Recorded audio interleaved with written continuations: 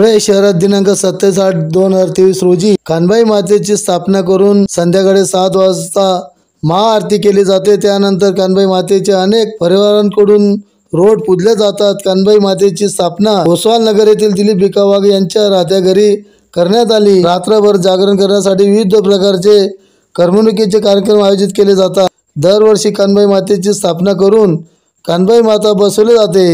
या वर्षी पावसाने दांडी मारल्याने सर्व शेतकरी नागरिक हैराण झाले आहे। दिलीप वाघ व परिवार मित्र परिवार यांनी एकच मागणी केली, पावसाचे आगमन जोरात होऊन संपूर्ण महाराष्ट्रात पाणीच पाणी राहावे अशी प्रार्थनाही कानबाई मातेच्या चरणी केली। सकाळी 9 वाजता कानबाई मातेची विसर्जन मिरवणूक काढण्यात येते।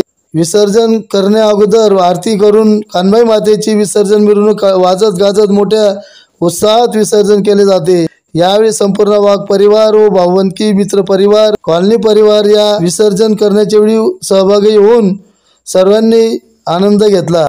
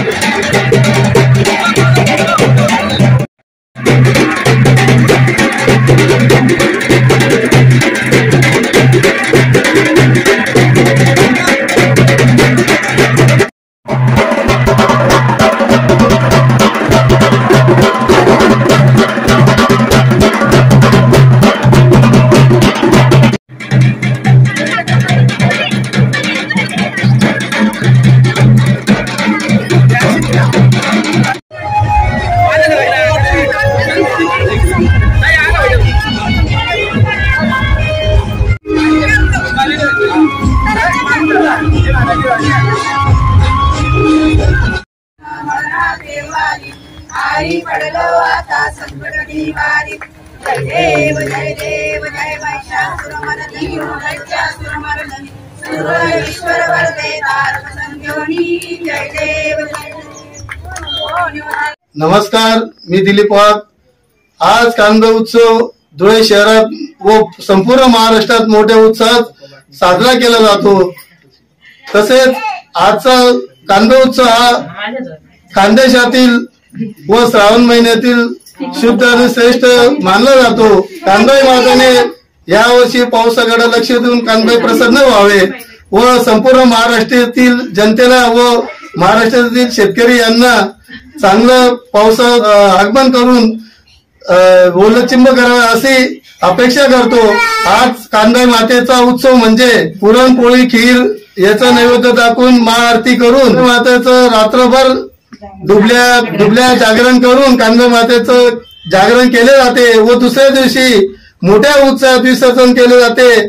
कानबाई मातेचा उत्सव मोठ्या जल्लोषात संपन्न झाला।